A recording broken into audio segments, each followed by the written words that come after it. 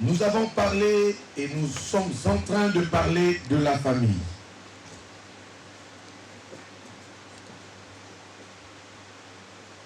La famille a comme auteur Dieu. C'est Dieu qui est le promoteur de la famille. Il a créé l'homme à son image selon sa ressemblance. Il a trouvé qu'il n'était pas bon que l'homme soit seul. Il lui fallait un être semblable à lui. Quelqu'un dit Amen. Amen. Il a tiré la femme du corps de l'homme. Et la Bible dit que Dieu les a bénis en leur disant « Soyez féconds et multipliez-vous. Soyez féconds et remplissez la terre. » Ça, c'est ce que Dieu a déjà voulu. Quand Dieu crée l'homme, il crée la femme, il les bénit, c'était pour former une famille et des familles. Dieu, je répète, est le promoteur de la famille. Et j'ai insisté que Dieu aime la famille. Tu peux m'aider à dire à quelqu'un que Dieu aime la famille. Écoutez-moi, frères et sœurs.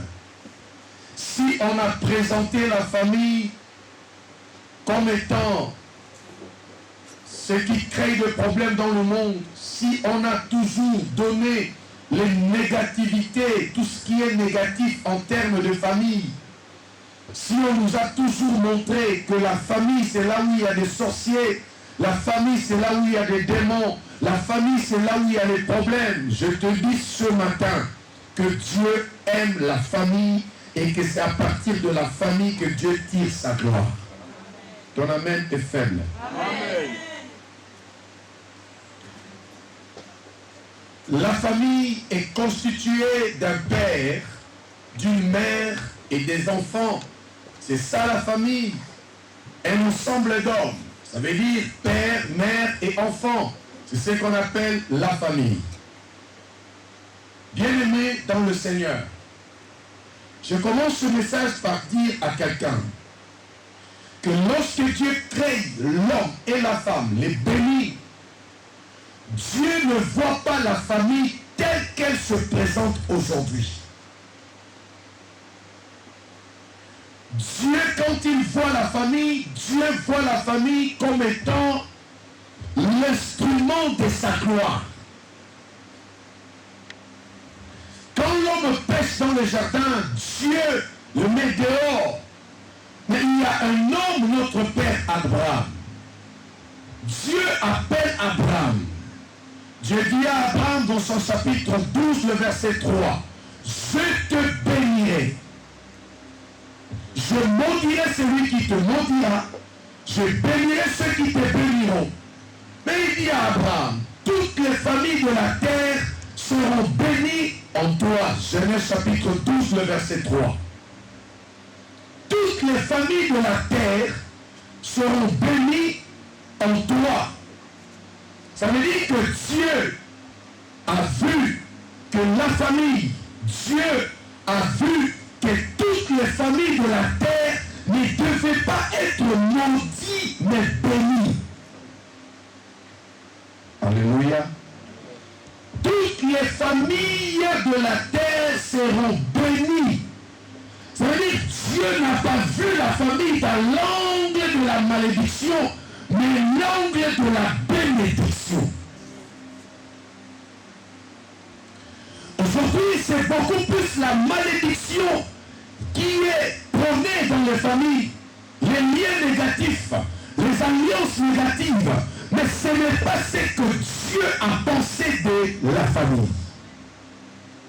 Pour Dieu, la famille est bénie. Le père, la mère, les enfants.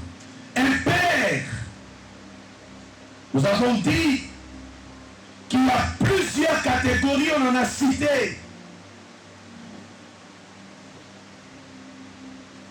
Mais ce matin, pour ne pas prendre assez de temps parce que je n'en ai même pas, je vais vous parler des rôles d'un père, Je vais vous donner seulement 2 rôles et je parlerai de la mère ce matin. Amen. Je vais vous donner 2 rôles. Il y en a beaucoup, mais compte tenu du temps, je donne 2 et je vais parler de la mère. Genèse chapitre 18, le verset 16 à 19. Genèse chapitre 18, verset 16 à 19. Restez assis. Non, la lectrice peut se lever, merci. Je parlais du peuple.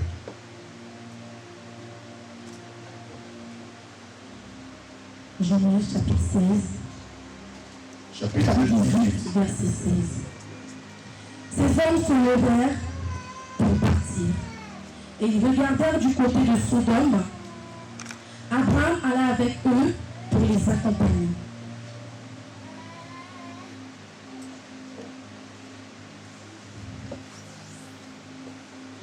C'est ça? Genèse 18, 16. Oui. Je continue. Continue. Alors l'Éternel dit, cacherai-je à Abraham ce que je vais faire? Oui. Abraham deviendra certainement une nation grande et puissante. Et en lui seront bénies toutes les nations de la terre. 19 maintenant va beaucoup nous concerner. Car je l'ai choisi, afin qu'il ordonne à ses fils et à sa maison, après lui de garder la voie de l'Éternel, en pratiquant la droiture et la justice. Et qu'ainsi, l'Éternel accomplisse en faveur d'Abraham les promesses qu'il lui a faites. Car j'ai choisi. Car je l'ai choisi, Abraham. Oui. Afin qu'il ordonne à ses Afin fils. qu'il ordonne à ses fils. Oui. Et à ses fils. Oui. À sa maison. Après lui, de garder la voie de l'Éternel. Merci beaucoup. Je voulais cet élément-là. Église, écoutez-moi.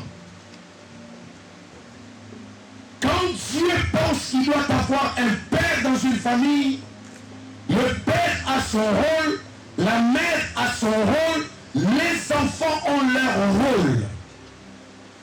Et lorsque le père n'a pas la maîtrise de ses rôles, lorsque un père ne remplit pas ses responsabilités, lorsque un père ne remplit pas, je disais, ses responsabilités, la famille aura des sérieux problèmes. Et le premier rôle des responsabilités d'un père pour ce matin, c'est la responsabilité de gouvernance. Un père doit gouverner. Une maison non gouvernée ne peut pas prospérer. Une maison non gouvernée ressemble à une maison sans loi, sans ordre, où tout le monde fait ce qui lui semble bon. Une vraie maison, une vraie famille, on doit avoir des valeurs, on doit avoir des règles, on doit avoir des principes. Une maison sans règles, sans principes, une maison sans ordre ne peut pas être une maison d'honneur. Écoutez-moi bien. J'ai observé les familles chrétiennes. J'ai observé les gens qui veulent aller loin. Nous prions Dieu. Nous demandons à Dieu d'accomplir des grandes choses dans nos vies. Mais chacun ne prend pas ses responsabilités. Une fois que les responsabilités ne sont pas prises, une fois que l'ordre, les principes, les valeurs ne sont pas établis, même Dieu lui-même n'aime pas les désordres.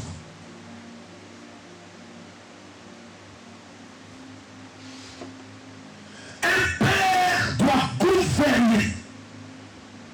Quand Dieu parle à Abraham, il lui dit ceci, au verset 19. j'ai choisi Abraham afin qu'il ordonne à ses fils et à sa maison. Ça veut dire Abraham, c'est un monsieur qui doit gouverner dans sa famille. C'est un monsieur qui doit mettre les choses en ordre. Il y a des familles, il y a des maisons qui n'ont aucune valeur. Il y a des familles, il y a des maisons qui n'ont aucun principe. Il y a tout le monde qui peut faire ce qui lui semble bon. Maman fait ce qui lui semble bon, papa fait ce qui lui semble bon. Les enfants peuvent se lever le matin, la nuit ou le jour pour faire ce qui leur semble bon. Il n'y a pas un canevas, il n'y a pas une manière de voir, il n'y a pas de valeur dans une famille. Cette famille ne peut pas aller loin. Alléluia. Jérémie chapitre 35. Jérémie 35, rapidement s'il vous plaît, aidez-moi. Je vais vous expliquer ce que j'ai à dire dans mon cœur.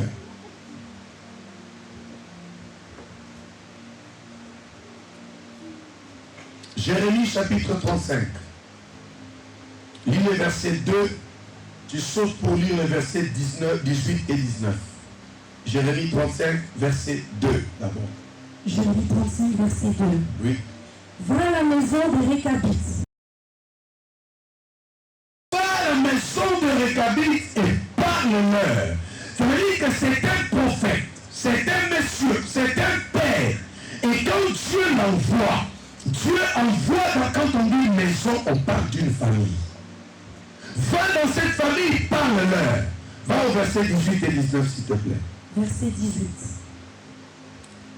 Et Jérémie dit à la maison des Réchabites, ainsi parle l'Éternel des armées, le Dieu d'Israël, parce que vous avez obéi aux ordres de Jonadab, votre père, parce que vous avez observé tous ses commandements et fait tout ce qu'il vous a prescrit, à cause de cela, ainsi parle l'Éternel des armées, le Dieu d'Israël, Jonadab, fils de Réchab, ne manquera jamais de descendants qui se tiennent en ma présence. Il fera quoi? Il dit, va, donne des ordres à ta maison. Donne des ordres. Ça veut dire quoi? Merci. Un véritable père doit se lever. C'est comme aujourd'hui dans nos maisons. Tes enfants doivent savoir que dans cette famille, dans cette maison, dans notre famille, il y a des choses qu'on fait et ce qu'on ne doit jamais faire. Tes enfants doivent savoir que notre papa, notre père nous a toujours dit qu'on ne doit jamais faire ça. Les enfants doivent avoir dans leur esprit que même si elles sont dehors, même si elles sont dans la famille, on ne doit pas faire ci, on ne doit pas faire ça. On ne doit pas toucher à ça, on ne doit pas faire ça. Ça, c'est un père. Va donc des ordres. Quand on dit donner les ordres, on ne veut pas faire de toi un dictateur, mais on veut faire de toi un gouverneur d'une famille. Là où il n'y a pas de valeur, là où il n'y a pas d'ordre, là où il n'y a pas de principe, là où il n'y a pas de règles, rassurez-vous que cette famille n'ira pas loin. Aujourd'hui, au nom de Jésus, aujourd'hui peut-être ceux qui travaillent bien aimés dans le Seigneur, ne soient pas un père très occupé. Ne sois pas un père démissionnaire. Même quand tu as travaillé fatigué, ne dors pas sans contrôler ta maison. Un père démissionnaire ne sait pas contrôler. Un véritable père, je parle au père, veillez sur votre maison. Veillez sur l'éducation de vos enfants. Bien aimés dans le Seigneur. Vous savez, si Dieu a fait de toi un homme, ça veut dire qu'il t'a rempli d'autorité et ce n'est pas pour rien. Aujourd'hui, les enfants, avec le WhatsApp, avec le TikTok, avec tout ce qu'il y a dans le monde, avec la vitesse de la technologie, regardez comment vivent nos enfants. Et si vous n'êtes pas prêts à être des gouverneurs, à donner des ordres, à veiller sur les enfants, bien aimés, c'est demain que vous regretterez et nous regretterons tous. Il y a quelqu'un dans cette salle? Amen. Donnez-moi sur l'écran, s'il vous plaît, Ésaïe 38. On ne lit pas, donnez-moi ça sur l'écran. Ésaïe 38, 1. Un véritable père doit être celui-là qui sait gouverner. La responsabilité d'un père, c'est de gouverner. Ici, en ces temps-là, Ézéchias se fit comment? À la mort. C'est-à-dire, ce monsieur veut mourir. Le prophète Ésaïe, fils d'Amos, vint auprès de lui et lui dit, ainsi parle qui? Fais quoi? Donne quoi? Il veut mourir. Mais Dieu sait, quand tu es en train de partir, derrière toi il y a une maison, derrière toi il y a une famille. Donne tes ordres à ta maison. Lui, il voulait mourir. Toi, tu es encore vivant. Toi, tu es encore en bonne santé. Quel ordre tu donnes à ta maison? Frère dans le Seigneur, nous avons la responsabilité. Tu ne peux pas gouverner l'extérieur si tu ne gouvernes pas ta maison. Tu ne peux pas gouverner les autres si tu ne sais pas gouverner ton propre endroit. Et je parle au Père ce matin. Ne sois pas un père démissionnaire. Ne sois pas un père occasionnel. Sois le vrai père. Il dit, tu veux déjà partir. Toi qui veux mourir, Dieu lui dit, va donner les ordres à ta maison. Une maison ne doit pas vivre comme on veut. Je vous le dis, frère, ce que je suis aujourd'hui, permettez-moi de remercier mon père biologique. Dans la maison de mon père, on se réveillait à 5h45. Tout le monde, que tu le veuilles ou pas. Quand on se réveille, tout le monde doit se retrouver au salon. Il ne t'appelle pas. Quand sa sonnerie sort, tu sors, tu viens au salon. Et quand tu viens au salon, c'est pour la prière matinale. C'est un ordre.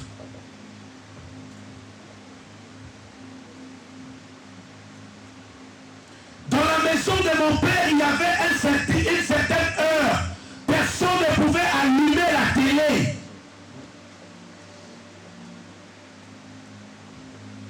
C'est aujourd'hui que je comprends, ce n'était pas une dictature, mais c'était un père qui avait compris ce que j'enseigne aujourd'hui.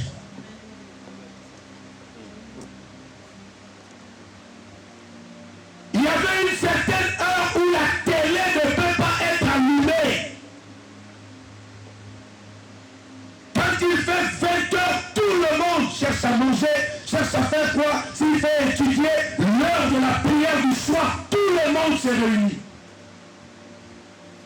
Bien-aimés dans le Seigneur, si nous avons été bien éduqués, éduquons nos enfants. Ne regardons pas ce qui se passe aujourd'hui. Ton amen est faible, mais je vais appuyer. La modernité tue beaucoup de choses. Et les parents, le père de foi, nous avons fui nos responsabilités. Peut-être nous ignorons, mais ce matin, Dieu est venu parler à quelqu'un.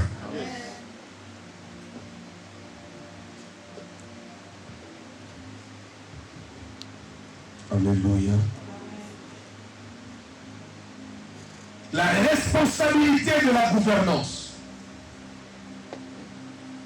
Deuxième responsabilité.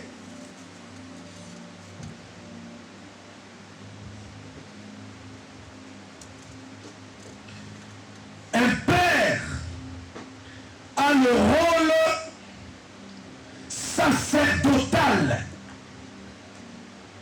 C'est quoi la responsabilité d'un père? Son rôle. C'est le rôle, j'ai dit, sacerdotal. Quand on parle du sacerdoce, on veut parler de tout ce qui est spirituel.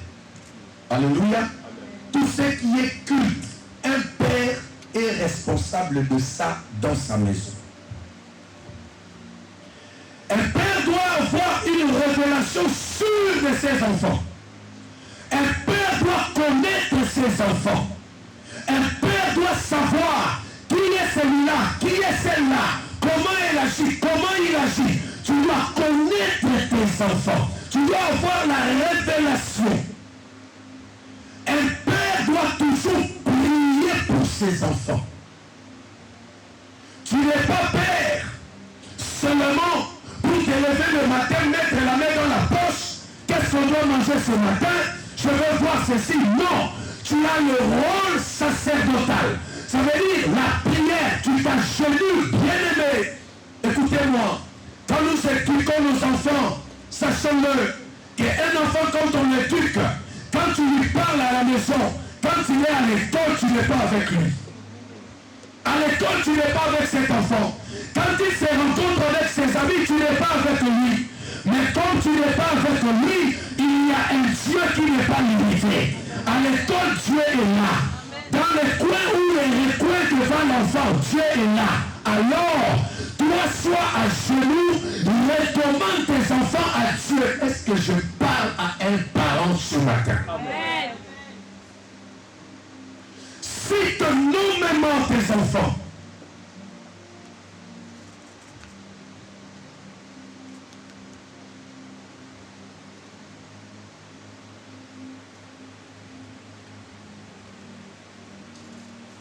Parle à Dieu et dis-lui, Seigneur, je te recommande celui-ci, je te recommande celui-là. Un parent, un père, agenouille-toi la nuit pendant que tout le monde dort. Dis à Dieu, papa, moi-même je ne peux pas. Je suis limité, mais tu peux m'aider à éduquer ma maison. Écoutez-moi, prie pour tes enfants, parce que tu ne sais pas quand est-ce que tu seras là, quand est-ce que tu ne seras pas là. Ta prière d'aujourd'hui peut sauver ta famille, même lorsque tu serais déjà mort. Un père a un rôle sacerdotal. Alléluia. Un père doit intercéder. Un père doit savoir comment faire de foi des sacrifices pour ses enfants. Il y a des choses, quand on les enseigne dans une église, c'est là où les gens commencent à regarder les pasteurs comme si c'était un aventurier qui venait dire des choses. Écoutez-moi, église, écoutez-moi bien. À chaque étape de la gloire, un sacrifice et un prix à payer. Amen. Je suis fatigué, mais j'oublierai ma fatigue pour parler à mes enfants. Lorsque l'enfant me fait mal à la tête, je dois réfléchir, je dois penser, je dois appliquer la sagesse. L'enfant ne peut pas me fatiguer. Je dois lutter jusqu'à ce que je réagisse sur l'éducation de mon enfant. Écoutez, il y a d'autres sacrifices qui ont été faits, qui ont détruit nos maisons, qui ont détruit nos familles, qui détruisent les générations. Mais un véritable père doit savoir que moi, si je sors d'une telle ou telle famille, mes enfants ne seront pas comme moi j'ai vécu. Amen. Si moi j'ai vécu des difficultés, si ma famille avait des problèmes, mes enfants ne seront pas ainsi. Alors s'il y a eu d'autres sacrifices qui ont été faits, qui dérangent ma vie, qui ont dérangé ma famille, moi je ferai d'autres sacrifices qui annuleront les sacrifices faits avant moi. Voilà pourquoi il y a des fois, quand nous disons à l'église, à la fin du mois, il y a des actions de grâce qui doivent être faites. Quand je regarde quelques-uns, je comprends que peut-être ils ne comprennent pas, peut-être qu'ils voient les choses d'une autre manière. Lisons la Bible. Jean chapitre 1.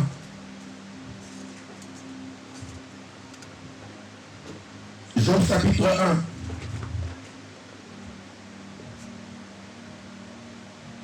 Le verset 2.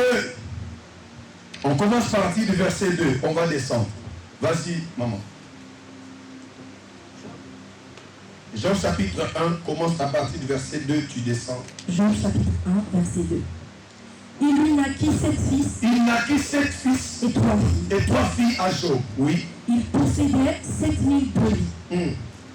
3000 chameaux. Oui. 500 paires de bœufs. 500 ânesses. Il était riche. Et un très grand nombre de serviteurs. Il était riche. Amen. Continue, maman. Et cet homme était le plus considérable de tous les fils de l'Orient. Ses fils allaient les uns chez les autres et donnaient tour à tour un festin. Et ils invitaient leurs 3 sœurs à manger et à boire avec eux. Et quand les jours de festin étaient passés, Job appelait et sanctifiait ses fils. Puis il se levait de bon matin et offrait pour chacun d'eux un holocauste. Car Job disait, peut-être mes fils ont-ils... Il faisait quoi? Répète s'il te plaît cette partie. Puis il se levait de bon matin. Il se levait de bon matin. Et offrait pour chacun d'eux. Il offrait pour chacun de qui? De ses enfants. Ça veut dire le père. Ses enfants sont allés à la fête. Ses enfants sont allés se réjouir. Ses enfants sont dehors. Mais le père reste, il dit, je ne sais pas. Est-ce que là où ils sont partis, ils n'ont pas péché? Là où ils sont partis, ils n'ont pas commis un acte qui peut réveiller la colère de Dieu. Le père lui-même, sans demander à ses enfants, il va faire un sacrifice pour chaque enfant. Si on te le demande aujourd'hui, regardez-moi, écoutez-moi Église. Je suis prédicateur de l'évangile de Christ.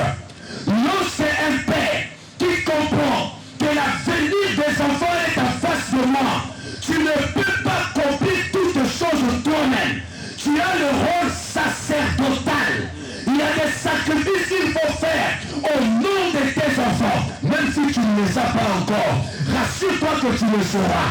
Tu les recommandes à Dieu. Il y a des sacrifices qui doivent être faits, même si ça ne crie pas aujourd'hui. Quand cet enfant sera grand, le sacrifice fait aujourd'hui criera en sa faveur.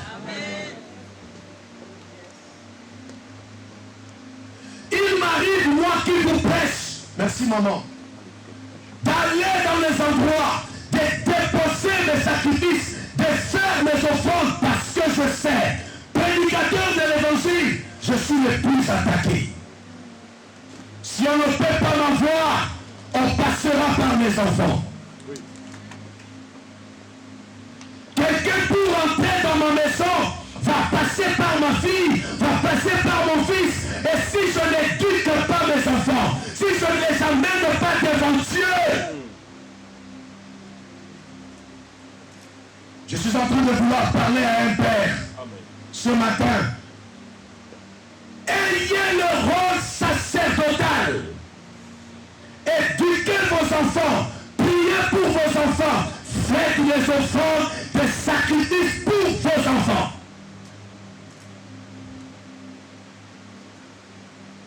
Sauf les enfants allaient les uns sur les autres. Mais si vous reconnaissez que si mes enfants ont fauté, quelqu'un peut dire Amen ici, je lui parle. Amen. Dis Amen bien, je t'explique. Amen. Écoutez-moi bien. Lorsqu'il y a un père qui a le rôle sacerdotal, il devient très dangereux. Si un père n'a que ce rôle de gouverner comme père, simplement, il manque quelque chose. Mais quand le père a le rôle de gouverner comme chef de famille, 1, 2, il passe maintenant à la hauteur d'un père dans son rôle sacerdotal, il devient dangereux. Amen. Je vais vous expliquer. Regardez-moi s'il vous plaît. Est-ce que vous savez que votre père peut vous maudire? Votre père qui vous a engendré, il peut vous maudire et la malédiction vous atteint. Vrai ou faux? Est-ce que vous savez qu'un père spirituel peut enlever la malédiction de votre père biologique? Est-ce que vous le savez? Est-ce que vous savez que votre père biologique ne peut pas enlever la malédiction d'un père spirituel? C'est une question que je pose à toi. Votre père biologique peut vous maudire. Un père spirituel peut enlever ça.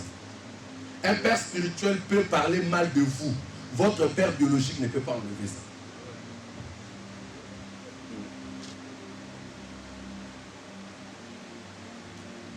J'aime la manière dont vous me regardez. Pourquoi? C'est un homme Dieu.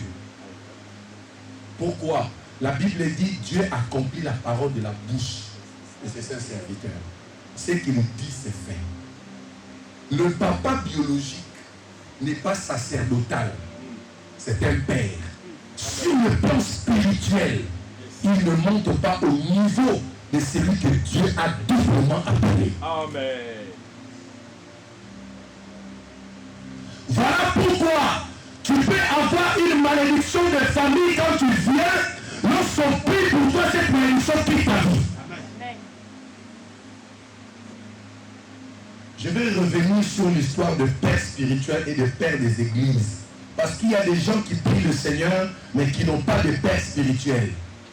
Il y a des gens qui prient le Seigneur et qui se croient que moi je peux tout faire. Si tu es dans une église, si tu pries Dieu et tu n'as pas un père spirituel, je ne sais pas comment te recadrer.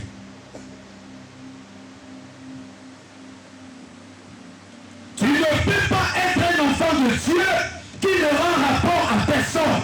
Un enfant de Dieu qui vit comme il veut, ça ne se fait pas.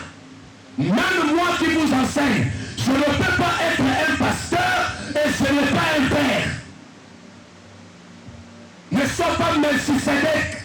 Il n'y a qu'un seul qui est sans père ni mère, c'est Dieu. Ton amen est faible, j'appuierai encore.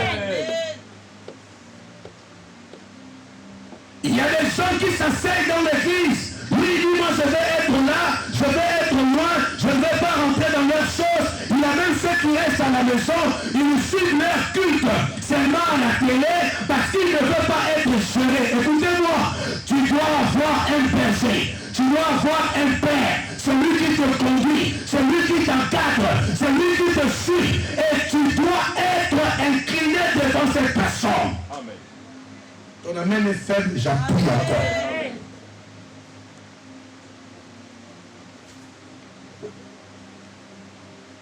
On doit avoir le rôle sacerdotal. Lorsque tu montes dans cette dimension, tu amèneras tes enfants devant Dieu, tu amèneras ta famille devant Dieu, tu parleras, tu feras des sacrifices. Écoutez, fais ça, fais ça, fais ça. Je paraphrase. Vous savez qu'un matin, Abraham était en train d'aller, il quitte Chêne de Mamré. C'est un monsieur qui est allé dans sa route pendant qu'il avançait. Abraham est arrivé à Luz. Abraham a fait un sacrifice là à Dieu. Dis après moi sacrifice. Dis ça fort, sacrifice. Il a fait un sacrifice là. Il a mis l'huile. Il a fait le sacrifice, c'est monté. Abraham a continué son chemin. Abraham a eu un fils qu'on a appelé Isaac. Isaac a eu un fils qu'on a appelé Jacob. Un jour, Jacob était en train de partir aussi. Jacob arrive au même endroit que son père ou son grand-père Jacob avait fait le sacrifice. Quand il arrive là, la Bible dit qu'il était fatigué. Pendant qu'il était fatigué, il a pris une pierre, il a fait comme chevet et il a dormi. Or, sur cette pierre, son grand-père Abraham avait fait un sacrifice. Lorsqu'il a dormi seulement, la Bible dit qu'il a vu le ciel qui était entre le ciel et la terre et Dieu se tenait sur le ciel. Genèse chapitre 28. Il était là-dessus. Et les anges montaient et descendaient. Écoutez-moi bien. Ce que Jacob a vécu comme résultat, c'était le travail du sacrifice d'Abraham. Amen. À cet endroit, Abraham était déjà passé. Lorsque son petit-fils passe là, il met la tête, automatiquement le ciel doit être ouvert. Ne négligez pas. Ne soyez pas des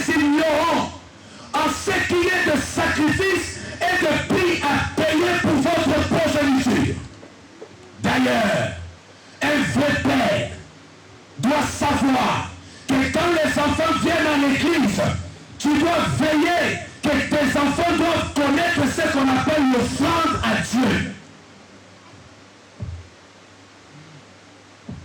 Mon enfant doit savoir que quand je pars à l'église, je dois donner l'offrande. Il doit le savoir quand il est enfant.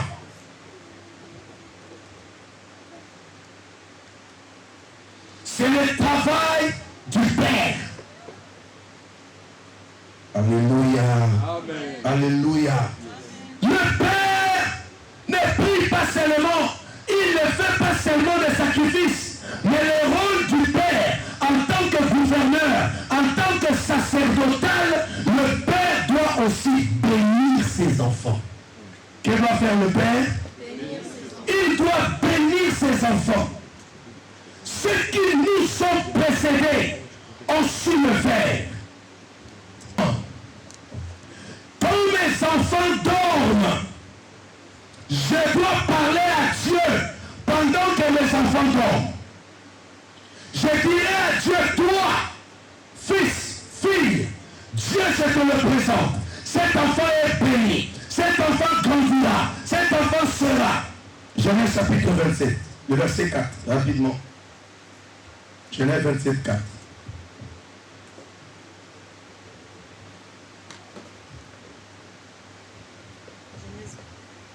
Genèse 27, 4.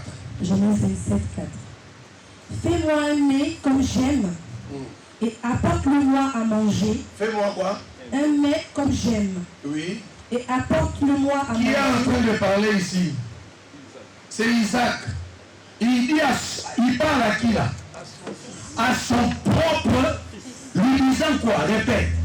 Fais-moi un mets comme j'aime. Prépare-moi d'abord les plats que j'aime. La suite dit quoi? Et apporte-le-moi à manger. Apporte-le-moi que je mange.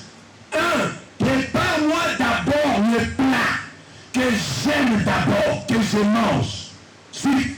Afin que mon âme te bénisse. Afin que quoi? Mon âme te bénisse. Ça veut dire je ne peux pas te bénir si tu ne m'as pas d'abord apporté ce que j'aime manger. Aujourd'hui là, papa escroc, papa voleur, pasteur escroc, pasteur voleur. Tu peux t'asseoir. Je veux te bénir. Le rôle d'un père, c'est de bénir ses enfants. Et la bénédiction ne sont pas des véhicules. Tu peux laisser des voitures à tes enfants. Après ta mort, les enfants peuvent tout casser. Après ta mort, les enfants peuvent tout vendre. La bénédiction, ce ne sont pas des véhicules. La bénédiction, ce n'est pas l'argent en banque. Tu peux tout laisser, mais ça peut se perdre. La bénédiction, c'est une parole prononcée qui reste dans la vie de l'enfant. Même quand il tombe, ta parole le relève. Même quand il est malade, ta parole amène la guérison. Quand il est dans le noir, la lumière arrive parce que tu as parlé dans la vie de ton enfant. Amen. Alléluia. Alléluia. On combat tes enfants. Il y a des problèmes au milieu des autres. Il peut y avoir un accident grave. Tout le monde est dépassé de voir que tout le monde est mort. Il n'y a qu'un seul enfant qui est sorti. Cet enfant n'est pas sorti là parce qu'il est toi. Non. Son père avait dit, toi tu ne mourras pas. Toi tu vivras. Toi tu réaliseras. Toi tu te marieras. Un accident ne te tuera pas. La parole de son père s'accomplit. Amen. Noé, tu bénis tes enfants, toi? Il faut les bénir. Et quand tu bénis, tu ne parles pas, Seigneur, aide mes enfants. Ça, ce n'est pas bénir. Bénir, ça veut dire, tu cites le nom de ton enfant. Israël, toi, tu grandiras, tu te marieras. Quel que soit le combat devant toi, tu te mèneras victorieux. Derrière ta vie, personne ne viendra mettre de blocage. Quand tu le dis comme ça, ça reste. Amen. Balance ta main, je suis en train de parler. Est-ce que je peux monter des dimensions? Amen. Je peux approfondir? Yes. Les paroles dites dans la vie d'un enfant deviennent un esprit et un génie. J'ai dit quoi? Quand on déclare des paroles, ces paroles ne deviennent pas paroles simples. Elles deviennent tout un esprit qui l'accompagne. Ces paroles deviennent un ange. Et un ange gardien, un ange protecteur, une parole. C'est la dimension spirituelle que beaucoup de parents, même des hommes de Dieu, ne maîtrisent pas. Quand tu déclares une parole, Jésus a dit, les paroles que je vous ai dites sont esprit et vie. Ça veut dire quand je déclare, c'est un esprit qui t'accompagne. Amen. Et l'esprit là avait dit, je ne mourrai pas jeune. L'esprit là a dit, toi tu ne mourras pas par un accident. L'esprit là a dit, on te fera la guerre, on te vaincra pas. Ça dit, ça devient déjà tout un esprit qui marche avec moi. Cet esprit là veillera que je ne meurs pas par accident. Cet esprit là veillera que lorsque viendra la guerre, je serai victorieux. Je dis à quelqu'un ce matin, il y a des gens qu'on ne combat pas. Je disais, il y a des gens qu'on ne combat pas. Je disais qu'il y a des gens qui ne te moquent pas de lui. Parce que sur lui, il y a une parole qui a été prononcée. Si tu es là, dis fort yes. Qu'est-ce que toi tu dis à tes enfants?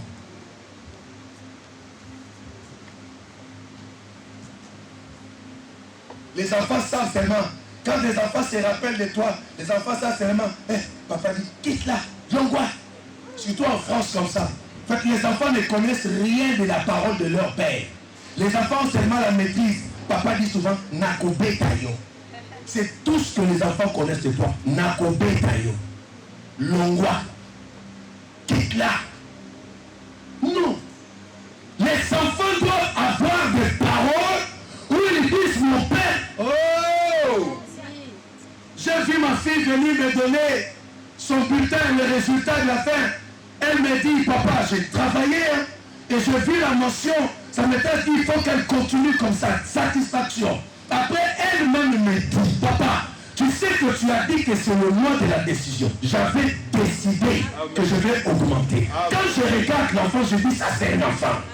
Écoutez-moi, il faut que vos enfants aient des paroles d'encouragement, d'éducation que vous avez transmis. Fais ça, je t'enseigne.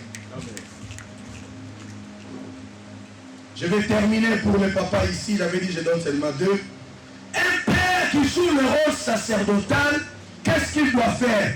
Il doit inculquer et imposer Dieu dans sa maison. Qu'est-ce qu'il doit faire? Et je ne vous demande pas de demander que Dieu soit. Je dis, hein, tu dois inculquer et imposer Dieu. Je ne négocie pas.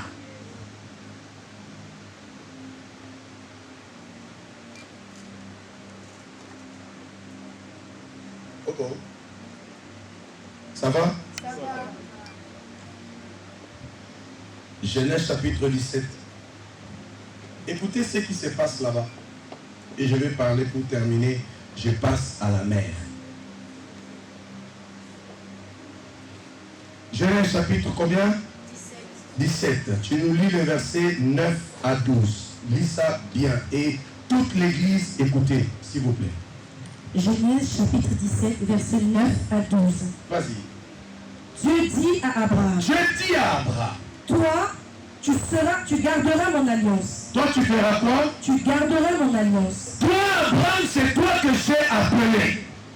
Abraham, toi que j'ai appelé, tu dois garder mon alliance.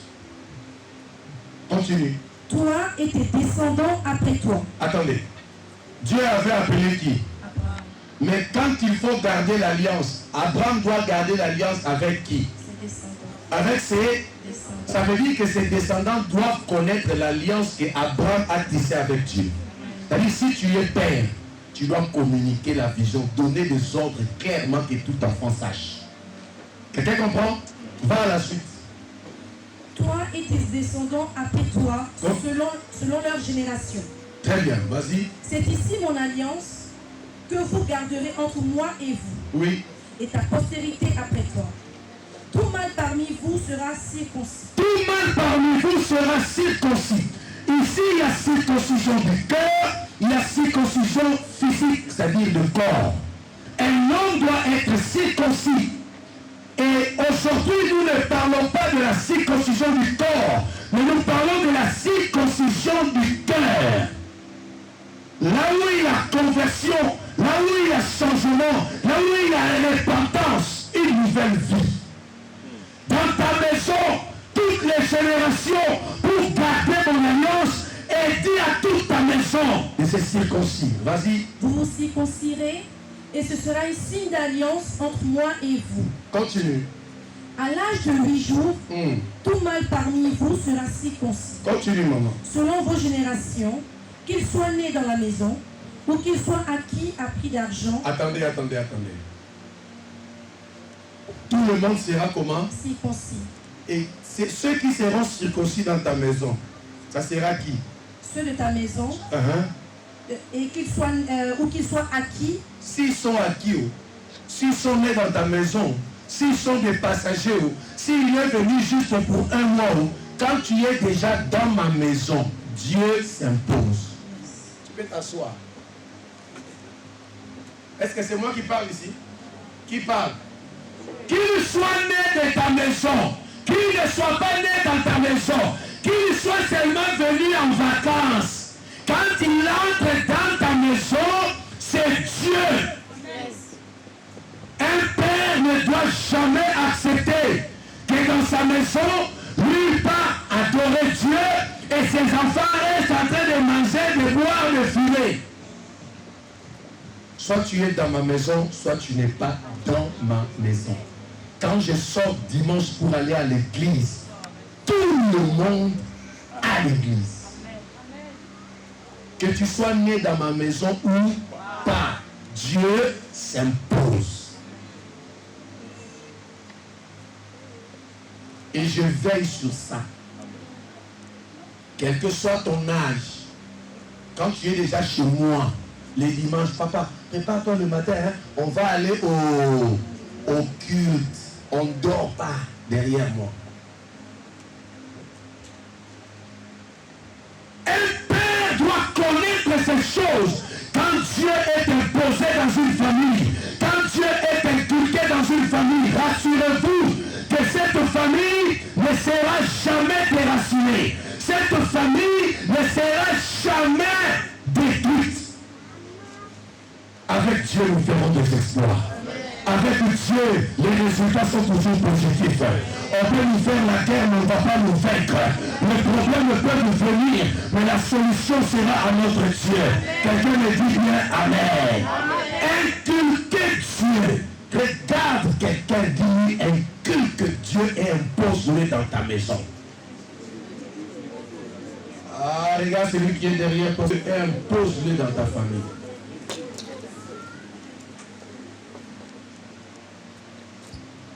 Quelqu'un regarde et dit, mais lui, il enseigne la dictature ou quoi? Je n'enseigne pas la dictature. Je te laisse faire ta vie comme tu veux. Mais Dieu est le chef de cette maison. Tu es venu ici. Ici, le chef, c'est qui? Dieu. Pour appuyer ça, Proverbe chapitre 22, le verset 6. Pour appuyer ça. Est-ce que ce message prend place dans le cœur de quelqu'un? C'est en train d'aider une famille ici. C'est le mois de la famille. Vas-y. Proverbe 22.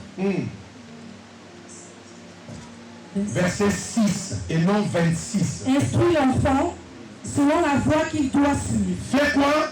Instruis l'enfant. Instruis l'enfant selon la voie qu'il doit suivre. Continue. Et quand il sera vieux, il ne s'en détournera pas. On répète ce texte.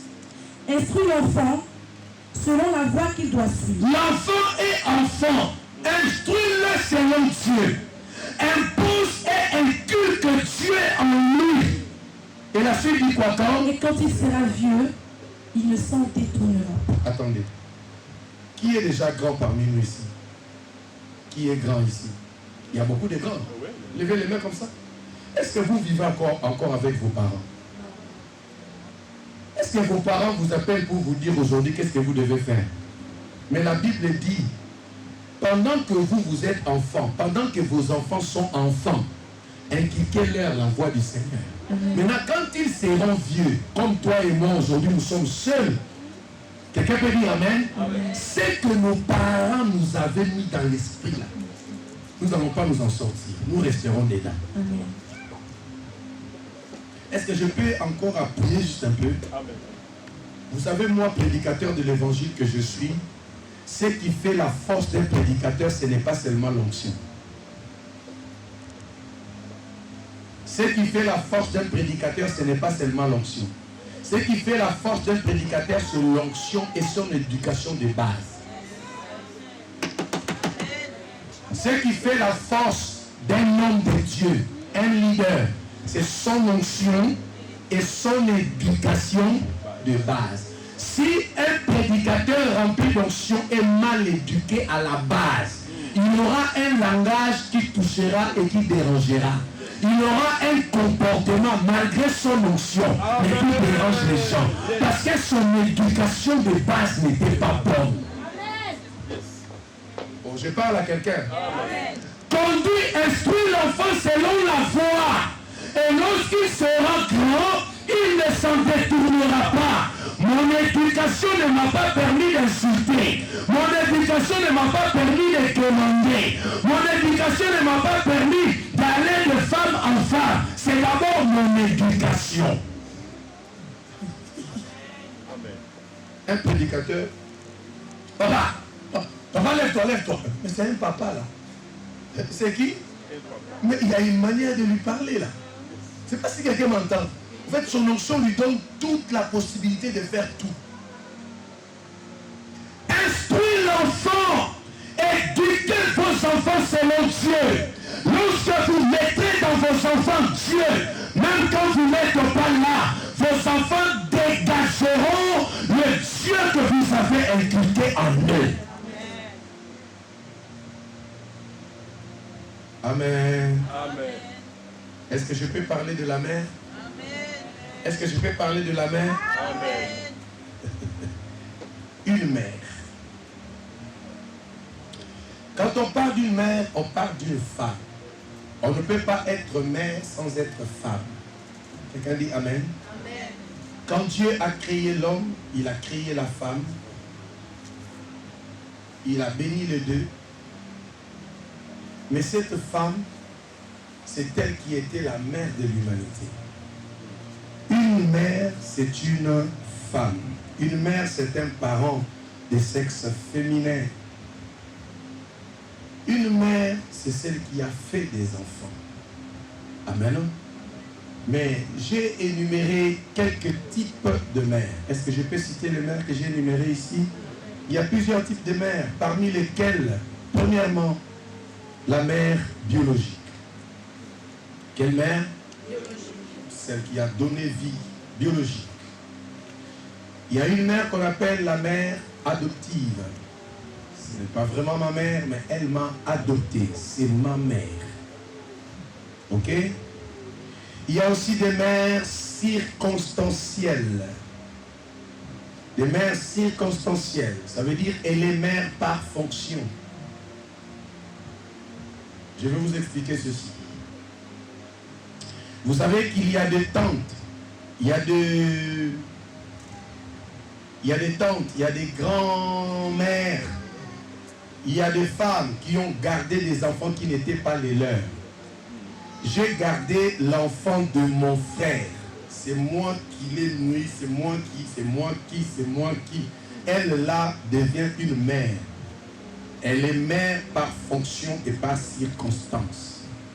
Il y a des gens qui ont élevé les enfants de leurs oncles. Ils ont élevé les enfants d'eux. Quelqu'un dit Amen ici. C'est-à-dire elle fait fonction d'une mère.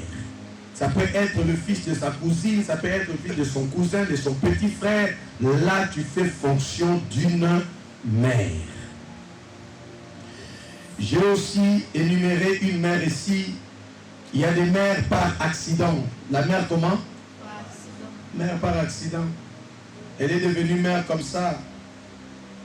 Elle est devenue de manière inattendue. Un matin comme ça, il y a un monsieur peut-être qui l'a violée, est devenu mère. Un matin comme ça, dans sa jeune fille, ne savait pas, un monsieur est venu, monsieur a dragué, elle se retrouve enceinte, elle fait un enfant. Il y a des mères par accident. Et ces mères par accident, on les reconnaît par leur manière de faire. Attention aux mères par accident. Quand il y a des mères par accident, tu peux prendre l'enfant. La mère là peut prendre l'enfant. Quand elle sent que ça ne va pas, elle va aller jeter l'enfant, je ne sais pas dans quelle poubelle. Et qu'elle me dit amen ici. Une mère par accident peut prendre l'enfant, le mailloter. J'ai retrouvé un matin dans nos quartiers, on a entendu un enfant en train de pleurer dans le caniveau. Pas le caniveau, dans les puits, là où passent les matières. Vous appelez ça comment ici? Les puits perdus. Hein? Faux septique. Faux septique. On entend l'enfant en train de crier ouin, ouin, ouin, ouin. Quand on vient, on fait un effort de soulever, on regarde dedans un enfant bien jeté, dans toutes ses saletés, en train de crier. Et c'était une jeune fille de la parcelle qui était enceinte depuis 9 mois et qui avait bien serré son ventre. Elle a eu des problèmes maintenant le jour-là pour accoucher et elle est partie calmement accoucher dans des toilettes. Elle a pris l'enfant, elle a coupé elle-même le cordon, elle a jeté l'enfant dans ce puits perdu. Et les enfants déjà étaient en train d'entendre les cris. Quelqu'un passait pour aller aux toilettes et l'a entendu. Vous savez les toilettes de l'extérieur là. On a entendu maintenant. C'est comme ça qu'on a pris le bébé. On a lavé le bébé, on a cherché à savoir, on a retrouvé que c'était elle qui avait fait l'enfant. Et tous les quartiers étaient là en train de regarder. Nous avons trouvé des enfants dans des poubelles. Nous avons trouvé des enfants dans des forêts. On a trouvé d'autres enfants sur la rue. On a trouvé d'autres enfants que quelqu'un est venu déposer devant le portail de quelqu'un. Il sait que cette personne a l'argent, cette personne a ceci. S'il sort, il trouve cet enfant, il va le garder. Pourquoi? Parce que cette mère l'est devenue par accident. Et aujourd'hui, nous avons aussi des mères par accident, même dans les maisons.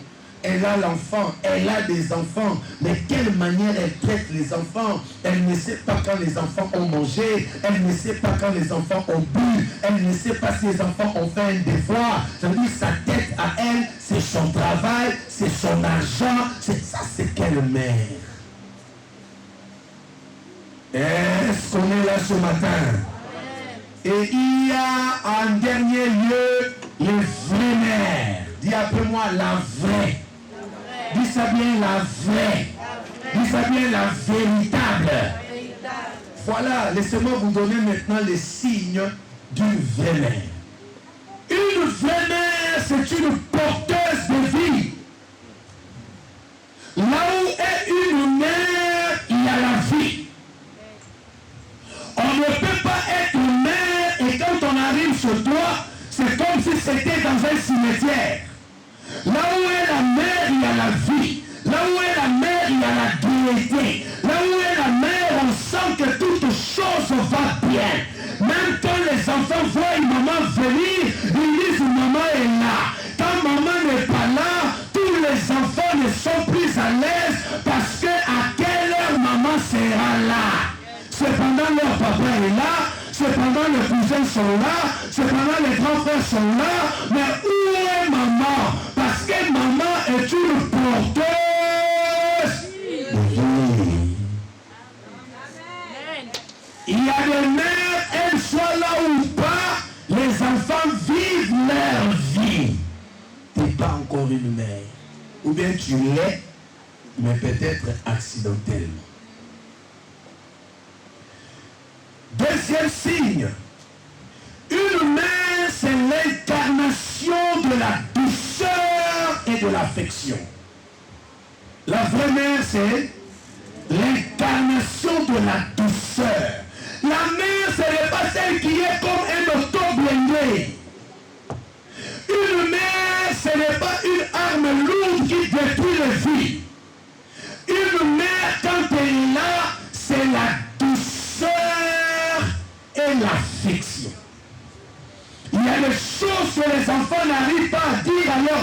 enfants, ils n'arrivent pas à dire à tout le monde, mais l'affection de leur mère les attire à parler, à vivre. Et aïe.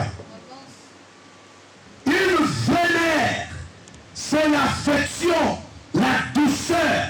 C'est dégagé. Une vraie mère n'est pas un militaire. Il y a des mères militaires. Même quand elle parle à son mari, on ne sait pas si c'est un homme ou une femme qui parle.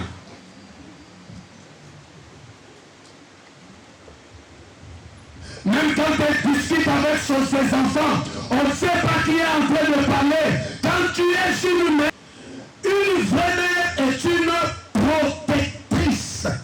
Dis après moi, protectrice. Elle protège, une protectrice. C'est-à-dire, elle ne divulgue pas. Une vraie mère ne livre pas ses enfants. Une vraie mère ne livre pas son mari. Il y a des gens moindres situations. Allô? Il faut que je tienne le téléphone. Là maintenant, vous voyez comment sont les mamans là? Elles ont des longs ongles.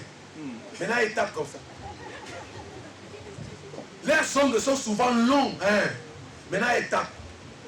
Elle prend le téléphone maintenant. Elle appelle sa maman, elle appelle ses frères. Ce matin-là, voilà ce qu'il a fait. Voilà ce qu'ils ont fait. Une mère ne livre pas son mari. Une mère ne livre pas ses enfants. Une vraie mère est une protectrice. C'est quelqu'un qui sait protéger ses enfants. Bien-aimé, personne ne protégera tes enfants. Personne ne protégera ta maison. Personne ne protégera ta famille comme toi-même. Est-ce que je peux parler? Est-ce que je peux insister? Amen. Il y a des gens qui restent dans le mariage aujourd'hui. Ce n'est pas parce qu'il aime son mari. Il est dans le mariage à cause des enfants. Elle dit, si je parle à mes enfants, mais en temps réel, depuis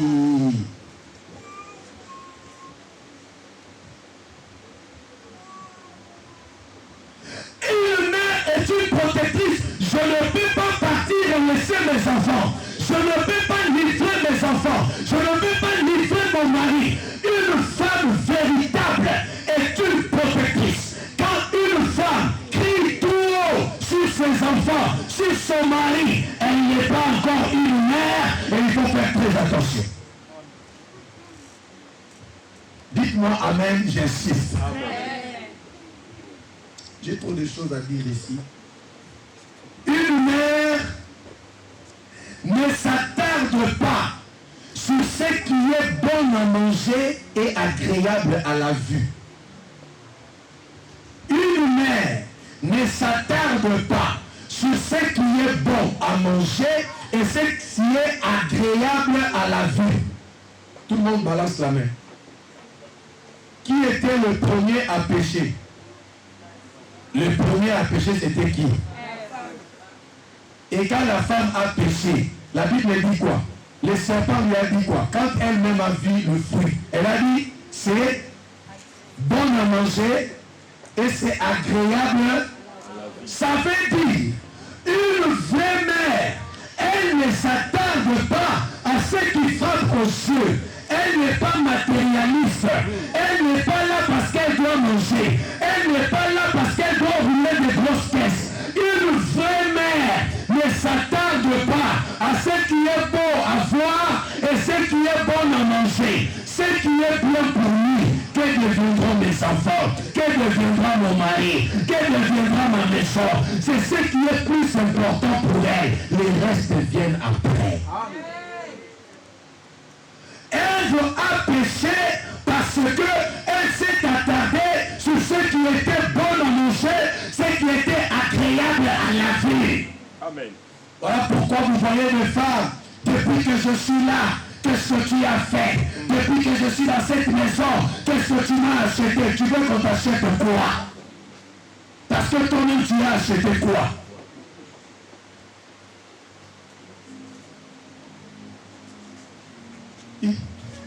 Maman, excusez-moi, hein. Aujourd'hui ce sont les mères. Dimanche c'était les pères, non? Oui. Aujourd'hui c'est... C'est le maire. On ne doit pas s'attarder à ce qui frappe aux cieux.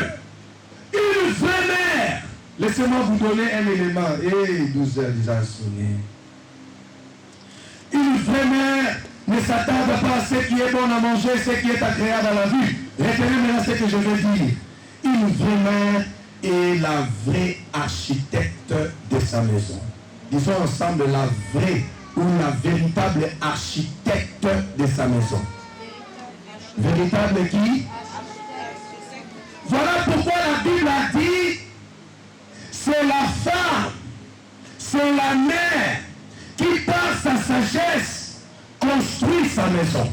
Et une femme insensée, la Bible dit, la détruit de ses propres mains. Ça veut dire, on est architecte. On peut bâtir une belle maison, tout comme on peut détruire. Quel est le comportement de cette mère que tu es? Alléluia. Amen. Alléluia. Quel est ton comportement? Comment tu mènes ta vie? Comment tu fais les choses? Il y a des mamans ici qui ont détruit la famille. Écoutez, est-ce que je peux parler? Amen. Comment toi qui es mère, tu peux commencer à avoir des copains, tu peux commencer à avoir des hommes que tu vis avec hors de ta maison, mais tes enfants sont au courant. Il y a des mamans comme ça.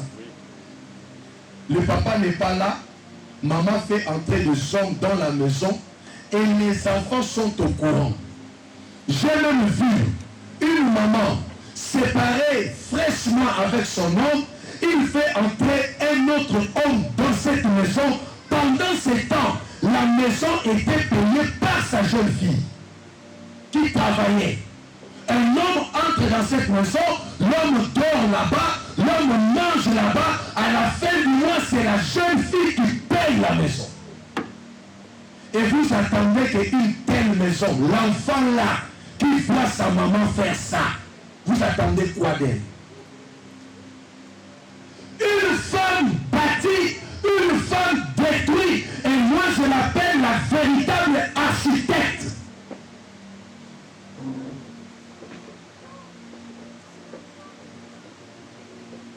Les calmes de ce matin est zombique. Ne détruisez pas vos maisons, construisez et ayez des familles à peser. C'est entre les mains d'une mère que la vie de la famille se trouve. Alléluia. Alléluia. Amen. Hey. Une vraie mère, je termine ici, elle est une visionnaire et un navire marchand. Elle est quoi? Visionnaire et un navire comment? Marchand. Un navire marchand. Oh, Nzambe. Une vraie mère, pendant que tout le monde dort, elle est déjà en train de penser. Qu'est-ce qu'on va manger demain? Qu'est-ce qu'on va faire demain? Mon mari est en train déjà de dormir, mais elle est en train de penser. Qu'est-ce qu'on sera? Qu'est-ce qu'on mangera?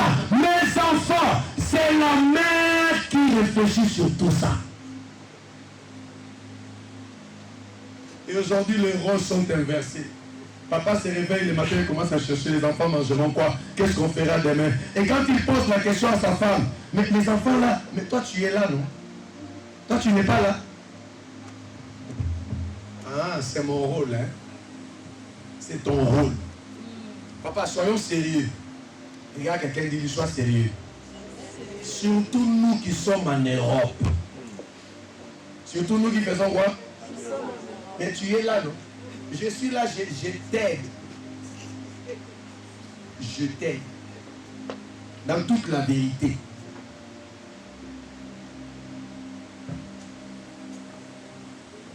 Ah oui, ça c'est un blédard qui parle. Mais les blédards qui vous parlent, ne vous en faites pas. Moi, je fais la vaisselle chez moi, je fais la lessive, j'arrange la maison, je prépare, je fais tout. Quand je sors de ma maison et que mon épouse n'est pas encore arrivée, je sais que je dois tout arranger. Quand elle vient, comme moi je ne peux pas arranger plus qu'elle, elle va venir et dire, mais qui a laissé ça? J'ai dit, j'avais déjà arrangé. Elle dit, mais tu ne vois pas là-bas, elle aussi commence à arranger. Mais ce qui est vrai est que je ne peux pas rester et voir sans faire. Mais le problème, c'est à quel niveau? Chacun doit connaître son vrai rôle. Quelqu'un me dit Amen. Dis-moi bien Amen. Amen. Il y a des pères, il faut que je revienne un peu en arrière. Regarde quelqu'un, dis-lui ne sois pas trop homme. Il y a des hommes qui sont trop hommes. Lui, il ne peut pas jeter la poubelle. Lui, il ne peut pas préparer. Lui, il ne peut pas enlever l'assiette quand il a mangé. Lui, quand il est sur le lit, il se lève, il doit laisser les lits comme ça. On doit venir arranger les lits. Et quand il a dormi, il revient et demande pourquoi le lit n'est pas arrangé. Mais arrange. Pourquoi tu es trop homme comme ça? L'église commence à se réveiller. Je retourne chez la femme. Je retourne. Balance la main, dis Seigneur, enseigne-moi. Ma Clarisse. Ma Clarisse, depuis elle me regarde seulement comme ça. Ma Clarisse, c'est la maman qui est l'architecte. Et papa ne serait pas trop homme. Un père doit être coopératif. D'ailleurs, dans ta maison, quand tu es un père et que les choses ne marchent pas, quelque part, c'est ta honte. Ouais. Et moi, j'ai un problème. Comment toi, père, tu peux trouver les choses sales, tu es dedans, tu attends que quelqu'un vienne arranger. À quelque part, tu n'es pas propre. Parce que si tu es sale, la saleté va te déranger. Je ne sais pas si je parle à quelqu'un. Amen. La saleté me dérange. C'est-à-dire, je n'attends pas que quelqu'un vienne. Pendant que je suis là, je suis déjà dérangé. C'est-à-dire, je dois déjà arranger pour être dans la propriété. C'est moi-même d'abord. Dis à quelqu'un, ne sois pas trop père. Dis-lui, ne sois pas trop homme. Pourquoi les familles se meurent? Ne soyez pas trop homme. Quand tu parles, tu as la main dans la poche. J'ai entendu quelqu'un dire, quand tu parles, une bonne femme, c'est celle qui, quand ton mari parle, tu écoutes et même si tu ne dis rien, tu n'ajoutes rien. Non, ça c'est pas une maison. Comment l'homme va parler, toi tu ne dis rien, tu n'ajoutes rien. Ça c'est quoi? Non. Discutons, quand c'est pas bon, on discute. Je ne parle pas comme un impoli, parce que les problèmes des femmes, c'est car tu dis quoi? Moi? Non, c'est pas ça. Quelqu'un dit Amen. C'est pas ça. Si tu parles comme ça, tu as déjà cassé la maison. Parce que l'homme n'aime pas quand quelqu'un monte sur lui. Ça là, attendez-vous à ça. Ne montez jamais. Moi, votre pasteur, j'aime quand on me parle calmement, j'écoute. Une fois que tu montes, même si tu as bien parlé, je n'écouterai plus. Parce que tu es monté. Donc parle-moi calmement. Moi j'ai une bonne épouse. Acclamez d'abord pour votre maman. Acclamez d'abord pour elle. Vous savez comment elle me parle? Quand elle voit quelque chose de pas bien, elle se calme, elle ne parle plus. Moi-même je sais que ce qui s'était fait là, c'est là le véritable problème. Donc je retourne moi-même en arrière, j'arrange moi-même sans qu'elle ne dise mot. Parce que si tu parles, tu peux parler mal. Et ça va dégénérer. Ça va retourner contre toi-même. Anderson, ne sois pas trop homme. Ne sois pas aussi une femme qui ne sait pas bâtir. Quelqu'un dit Amen. Amen. Je suis en train de parler des familles. À la fin de ce mois, ce sera le 28. Nous aurons des moments exceptionnels en ces lieux. Nous viendrons parler pour nos familles. Le 28 de ce mois, ça sera une veillée intense. Et à la fin de ce mois, chaque famille de cette église, nous saurons chacun de nous un sacrifice au nom de chaque famille que nous poserons devant Dieu pour chaque famille représentée ici. Si tu es là, dis-moi Amen. Amen. Préparez-vous à ça. L'heure est déjà très avancée pour ce matin. Que mon Dieu vous bénisse. Amen.